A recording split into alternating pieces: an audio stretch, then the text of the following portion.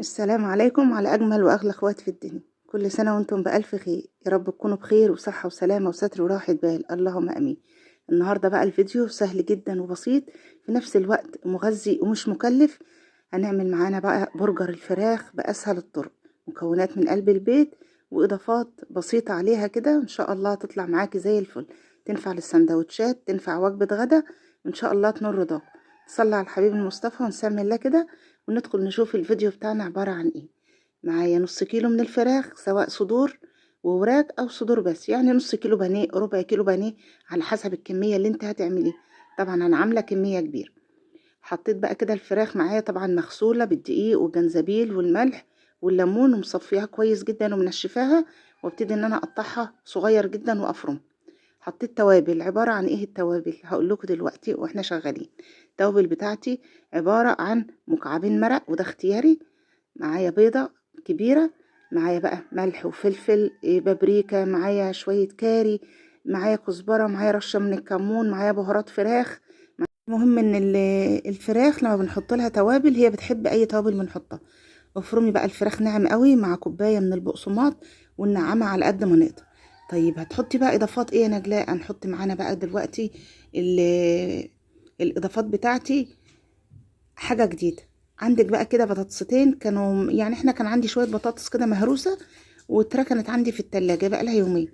فبدل ما اسلق بطاطس جديدة وهرسها، فطلعت البطاطس دي برضو كان عليها توابل، ما حطيتلاش حاجة، حطيت لها بس معلقتين برضو من البقسماط. استخدمت في الوصفة دي قد ايه بقسماط؟ حوالي كوباية كاملة. يبقى عندنا اي فينو متحوش عندنا من السندوتشات، بنقطعه ونحمصه كده في الفرن ونطحنه، بيبقى موفر جدا عندنا. حطيت البطاطس ونعمتها، هي طبعا كانت مهروسة، وهنزل بالخليط ده كله على بعضه.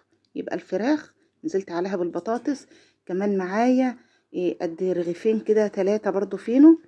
ممكن بقى تحط الفينو، وممكن ما تحطهوش.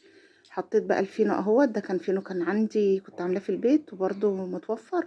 فرمته بقى، نعمته شويه كده. ما تنسيش بقى حطيت كمان قطعه كده صغيره من اللي، قطعه صغيره من اللي. نعمي بقى كده على قد ما تقدري. اهم حاجه المكونات كلها تبقى متماسكه مع بعضها ومندمجه مع بعضها كده، مش عايزه حاجه تبقى مفصوله عن بعضها. كمان حطيت معلقه من الزيت، معلقة من الزيت كده، وعجنيها كويس مع البيضة. وما تنسيش الفلفل الاسود علشان برضو اللي ما بيحبش زفارة البيض. طيب البولة دي انا اجلق فيها ايه؟ البولة دي فيها كوباية دقيق، ومعاها نفس التوابل اللي احنا حطيناها على الفراخ. تمام كده تمام. حطيت مع العيش معلقتين مية، لان العيش طبعا كان جامد كده. العيش اللي احنا بنعمله في البيت بيبقى كده محمل، غير اللي احنا بنشتريه من بره الفين. هنزل بالاضافات دي كلها على بعضها، وابتدي بقى ان انا اعجنها كويس جدا على قد ما تقدري. نعمل الخليط ده كله ونعجنه. بصي بقى كده، تدخلي كله في بعضه. طبعا اللون الاصفر ده جاي من ايه؟ جاي من البطاطس المهروسه اللي كانت عندنا في التلاجة. انا لما باجي اهرسها بحط لها فص من الثوم، بحط لها قرن فلفل كده حامي، وبحط لها كمان التوابل بتاعتي بقى عباره عن كركم، بحط لها شويه كاري، كمون وكزبره، بتبقى حلوه قوي وطعمه. وقمت جايه بقى دعكاها بقى على قد ما اقدر، لقيتها محتاجه بقى معلقه بقسماط، حطت لها. المهم العجينه تبقى معاكي، ودعكيها بقى. ليه بقى؟ لان احنا مش هنشكلها في صاج زي الناجتس المره اللي فاتت، لا، ده احنا هنشكلها على هيئه اقراص برجر.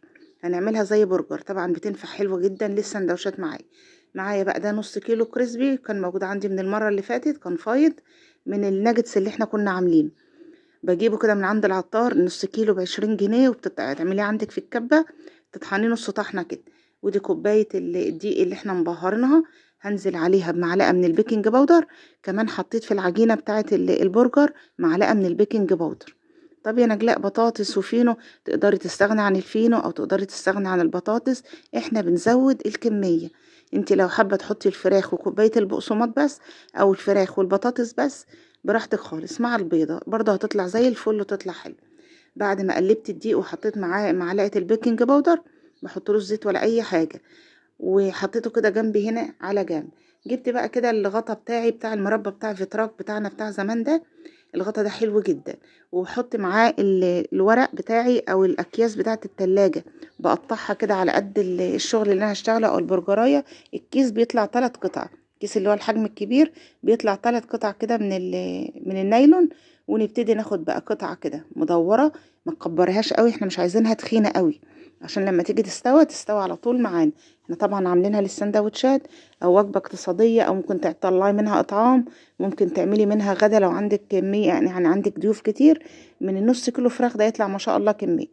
بكبس بقى بايديا جامد وبحززها بالسكينة كده، بعمل خطوط. لو انت حابة تحمريها على طول من غير ما تدخليها في قلب الخليط بتاعي، بس طبعا الخليط بيديكي بقى نتيجة احسن، بتبقى بقى كده نافشة وبتبقى ما شاء الله حجمها كبير. باخد القطعة وبحطها في قلب الكيس اللي احنا مقطعينه. طبعا بحط دهنة من الزيت خفيفة جدا عشان لما نيجي بقى نطلعها تبقى تطلع بكل سهولة.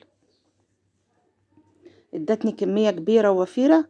ركزوا معايا بقى كده، بصي اهو باخد قطعة بقى كده قد حجم اكبر من الليمونة بشوية، اكبر من الليمونة بشوية. انا طبعا ما وزنتش. وبتبتدي ان انت تضغطي بكلوة ايديكي جامد كده. لو في مثلا غطا اصغر منه سنة او يكبس عليه تقدري تكبسي عليه. طب ما ينفعش اعملها بمكبس البرجر؟ تقدري تعمليها بمكبس البرجر بس هتطلع كبيرة، هتطلع اكبر من كده. لو انت عايزة الحجم الاكبر تقدري تعمليها، ده حجم وسط ما بين الصغير وما بين الكبير بتاعة البرجر. اخلص بقى الكمية كلها بتاعتنا بنفس الطريقة دي. طلعت معايا كمية بسم الله ما شاء الله كبيرة ووفي. هنعمل الكمية دي كبيرة بسم الله ما شاء الله، كمان مش هتفك منك ولا اي حاجة، حلوة متماسكة زي ما حضراتكم شفتها في اول الفيديو. هخلصها بقى كلها بنفس الطريقة دي كده واعبيها، احطها كده عندي في طبق ولا حاجة، ادخلها عندي الفريزر. دخلتها عندي الفريزر قعدت قد مش هقولك ساعتين ولا 3، لا ده قعدت معايا 3 ايام. يعني انا حطيتها كده ونسيتها خالص، فحطيتها بقى قعدت معايا 3 ايام بس. تصدقوا احسن من ما نقول هنحطها ساعتين 3، بتفصل معاكي بقى وتلاقيها طرت معاكي كده. لا ده انا عملتها من اول واحده لاخر واحده جامده ومتماسكه زي ما حضراتكم شايفين، زي الطوبه زي ما بيقولوا، جامده خالص ومفكتش معايا. فدي كانت خطوه حلوه قوي ان احنا نسيبها تتفرز وتجمد براحتها. سيبيها بقى يوم 2 3 وبعد كده طلعيها تحطيها بقى في الدقيق اللي احنا عاملينه مع بعض بالبهارات، دقيق مبهر زي خلطة الكنتاكي كده. وبعد كده بنزله معايا في الخلطة الكريسبي. مفيش اسهل من كده، اسهل من السهل. وجامدة ازاي؟ تقدري بقى تمسكيها كده وتدحرجيها، بتبقى سهلة بقى عن ما مثلا بنحطها ساعتين ونرجع بقى نطلعها نيجي نعملها تبص تلاقيها ايه، مايلة كده وطرية وبتفك معاكي كل شوية تحطها في الفريزر وتطلعيها. لا جمديها كويس جدا بحيث ان هي ما تفصلش معاكي. واعمليها بقى بالكريسبي، تنزليها قوي في الخليط الدقيق اللي احنا عاملينه. الدقيق ده ما تنسيش تحطي عليه البيكنج باودر اساسي جدا. طب الكريسبي اقدر احط عليه بقسماط؟ نقدر نحط على الكريسبي بقسماط، مش هتاخد معاكي وقت خالص. تبتدي بقى كده تلميها كده زي ما حضرتك شايفة، بس ما بين قطعة وكل قطعة والتانية بتحطي فيها الأكياس اللي انت كنت محتاجة. طبعا تطلع كمية كبيرة جدا معايا ما شاء الله. انا ما عدتهمش بس تقريبا يعني بتاع 40 برجراية او حاجة زي كده. بصي بقى كده بتطلع معاكي كل سهولة من اول واحدة لاخر واحدة مجمدة زي ما هي. فاعمليها بقى كده زي ما احنا عملناها في اول فيديو وسيبيها عندك في الفريزر. سيبيها عندك في الفريزر يومين 3 لغاية ما تجمد خالص. اخلص الكمية كلها كده زي ما حضرتك شايفاها، ونجيب معانا بقى العلب بتاعتنا او الاطباق ونبتدي ان احنا نخزن.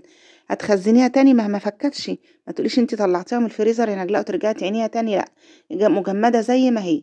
هبتدي بقى ان احنا نحطها في اطباق زي دي، او انا بحطها عندي في علبة كبيرة كده، وما بين كل قطعة وقطعة ورقة زبدة او كيس من الاكياس بتاعة التلاجة. هنجربها بقى معانا ونشوفها بقى كده فكت معانا ولا جرالها ايه. ما شاء الله بسم الله ما شاء الله، يا رب الوصفة تعجبكم النهاردة. بصي بقى اول ما بتنزليها التسوية ما بتكونش الزيت بتاعك في مستوى واحد. ازاي يعني؟ طبعا اول ما بتنزليها الزيت بيكون سخن، بتعمل صدمة تشك، بتقفل المسام بتاعتها بحيث ان هي ما تطرش. بعد كده بهدي عليها النار سنة عشان تستوى، وبقلبها بقى كده زي ما حضراتكم شايفين كده استوت بسم الله ما شاء الله وما انحرقتش، والزيت على لونه ولا ما جرالوش حاجة. دي بقى عامل من عمال التسوية بتاعتك ان الزيت بتاعك ما يتحرقش ولا لونه يتغير.